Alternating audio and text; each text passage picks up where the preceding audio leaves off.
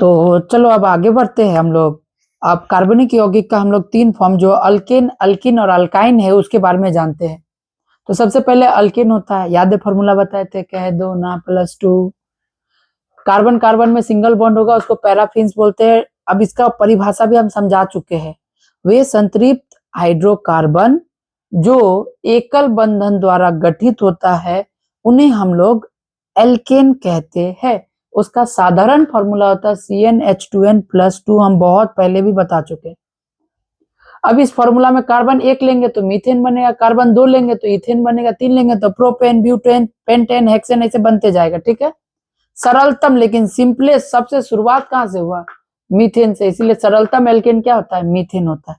अब मीथेन क्या? मीथेन एक प्रकार का गैस है जो अल्केन का प्रथम सदस्य है।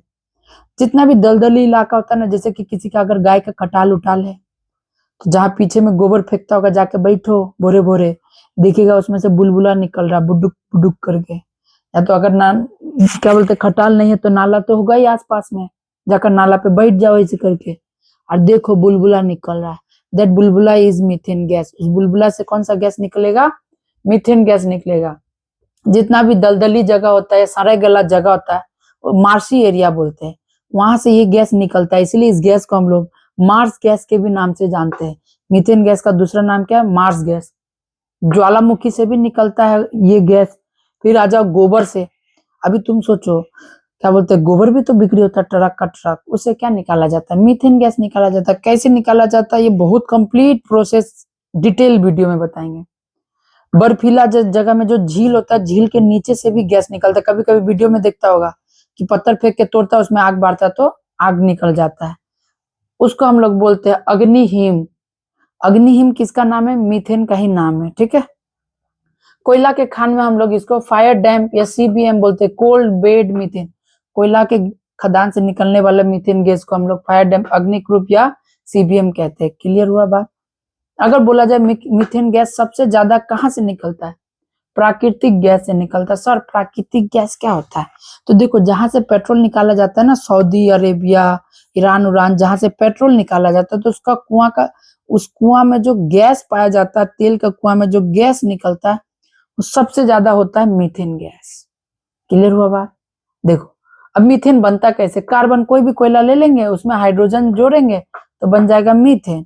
कार्बन कोयला ही जरूरी नहीं है, कार्बन के रूप में गोबर भी आ सकता है। हम बताए ना, तुम भी कार्बन और तुम जो निकाल रहा बोरे बोरे वो भी कार्बन। तो गाय में भी केस में ये कार्बन। अब जाहिर सी बात है वो हाइड्रोजन गैस के साथ जब मिलेगा तो मीथेन गैस बना देगा।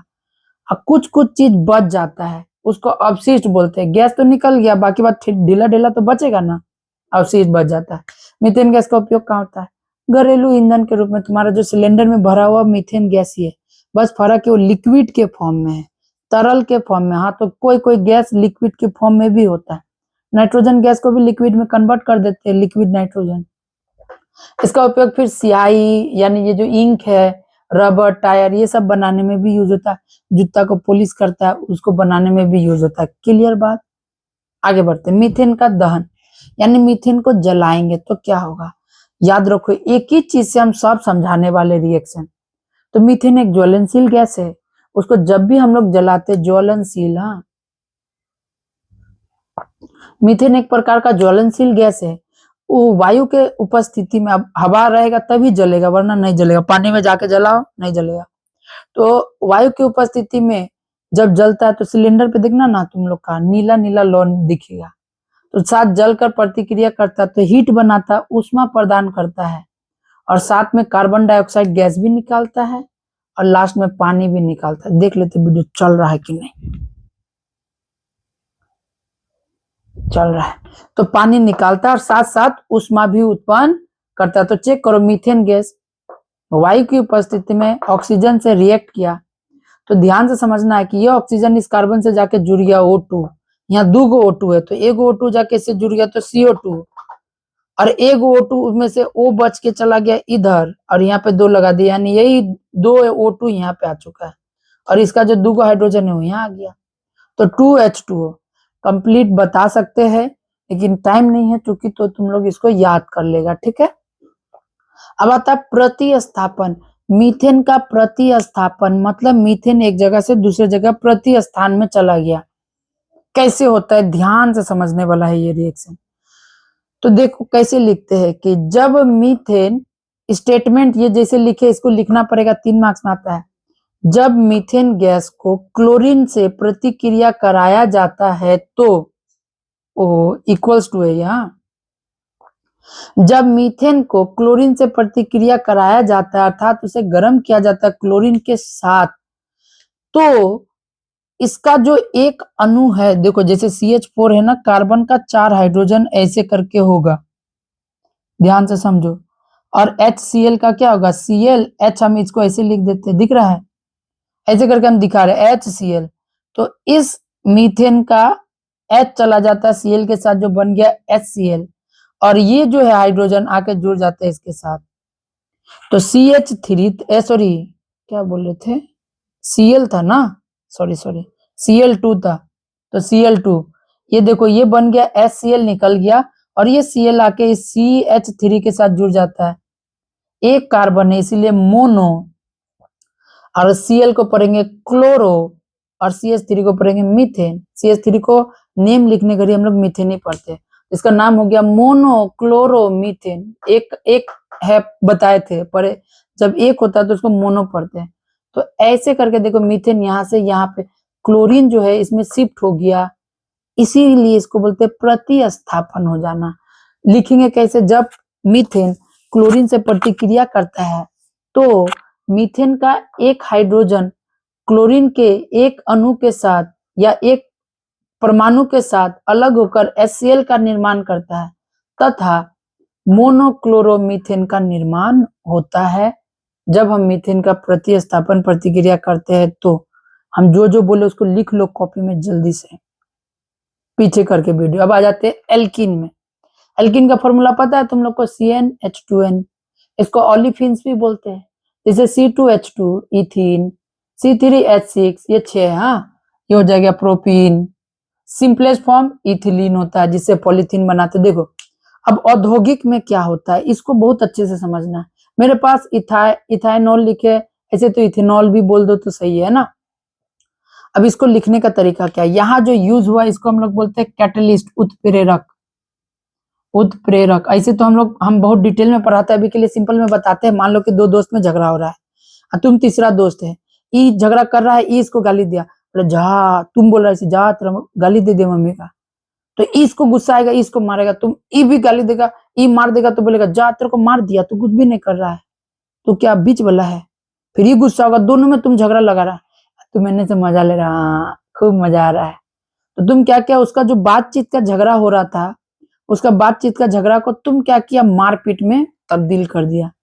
यानी कि रेट ऑफ रिएक्शन, जो भी प्रतिक्रिया हो रहा था उसको तुम बढ़ा दिया और तुम खुद उसमें पार्टिसिपेट नहीं किया, तुम दूर से मजा ले रहा था, हाँ मजा आ रहा है। इसी को बोलते हैं उत्प्रेरक, जो रिएक्शन का रेट को बढ़ा देता है लेकिन खुद उसमें पार्टिसिपेट नहीं करता है, या ये वही है Al2O3।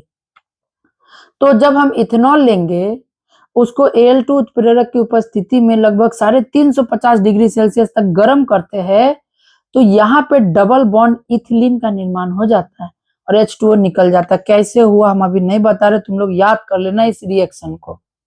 लिखेंगे कैसे, ध्यान से समझो।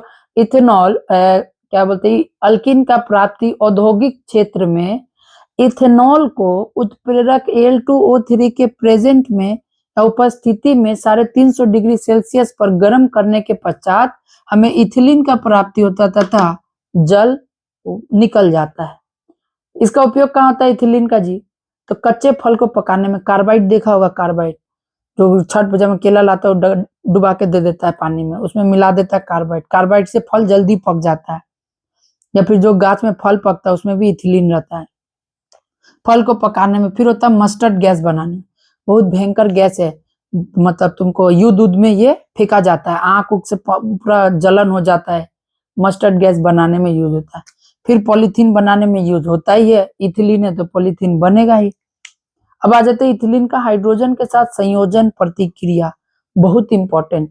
लिखने का सेम तरीका देखो, जब लिखना तुम लोग साथ साथ में, जब इथिलीन को हाइड्रोजन के साथ प्रतिक्रिया कराया जाता है उत्प्रेरक निकेल की उपस्थिति में और उसे 250 डिग्री सेल्सियस तक गर्म करने के बाद इथीन की प्राप्ति होती है। यानी इथीन से इथेन बनता है। कौन सा? इथिलीन का हाइड्रोजन के साथ जब भी संयोजन प्रक्रिया होगा तो इथीन से इथेन का प्राप्ति होगा। सर हम यहाँ पे उत्प्रेरक ले क्यों रहे हैं? तो देखो नॉर्मली हम लोग को ना जैसे कि रेट ऑफ रिएक्शन को बढ़ाता है। हम क्या बोले, अभी जो रिएक्शन 2 घंटा तक चलने वाला था, मान लो इसको बनने में 2 घंटा लगने वाला, जैसे निकेल को दे देंगे आधा घंटा में मारपीट करवा के खत्म कर देगा, बोले हो गया रिएक्शन। यानी यही है उत्प्रेरक, जल्दी से कराने का काम करता है। फिर से क्लियर हो गया? अब आ जाओ इथिलीन से ब्रोमीन के साथ प्रतिक्रिया, स्टेटमेंट सेम। ये रहा इथिलीन, दिख रहा है, डबल बॉन्ड है तो इथिलीन।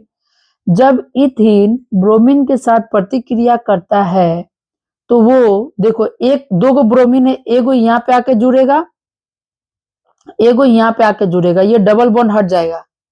क्यों हटता है? इसका रीजन देखो, इसके पास अभी 2 बॉन्ड हाइड्रोजन का, 2 बॉन्ड इसका, 4 बॉन्ड है।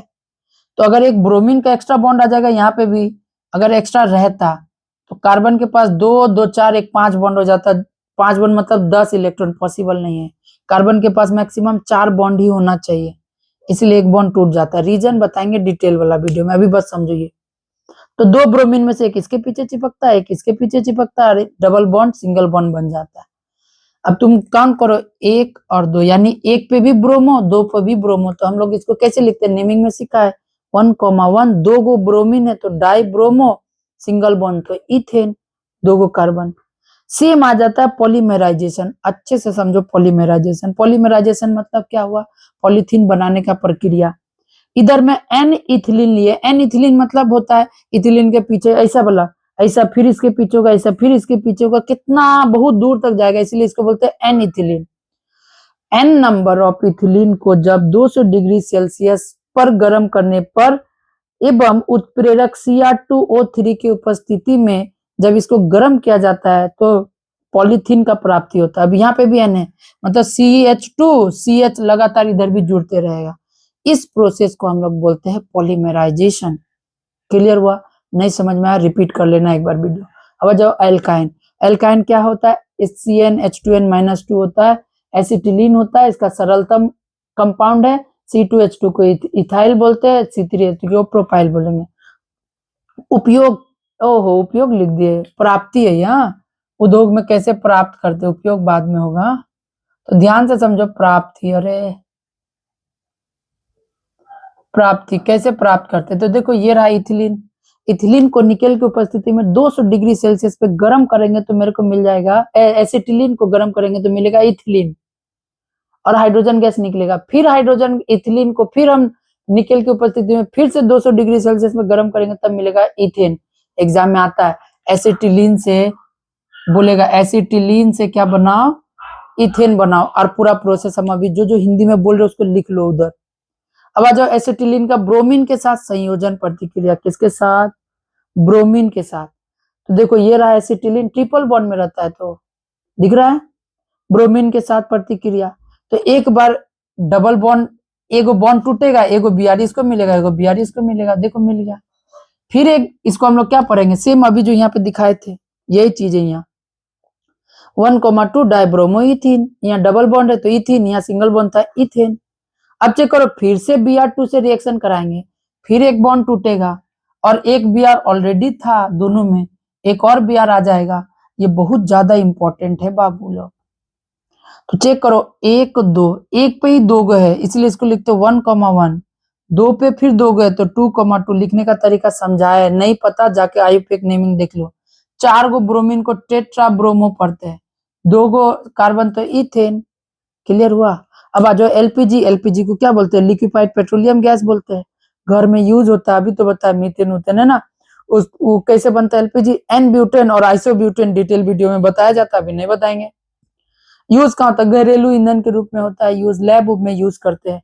सीएनजी कंप्रेस्ड नेचुरल गैस या तो कंपोज नेचुरल गैस बोलते हैं, ये ज्यादातर मीथेन का ही बना रहता है। ईंधन के रूप में यूज करते हैं, गाड़ी उड़ी चलाने में भी इसका यूज होता है। सीएनजी गाड़ी सुना होगा नाम। अब यहाँ पे बहुत कुछ हो चुका है, छोटा छोटा वीडियो में बहुत डिटेल में पढ़ा रहे हैं, इससे बाहर एक भी नहीं आएगा, फिर भी 10 मिनट बहुत है। ठीक है, टिल देन मिलते हैं अगले वीडियो में। Bye bye, good night and जय श्री कृष्ण।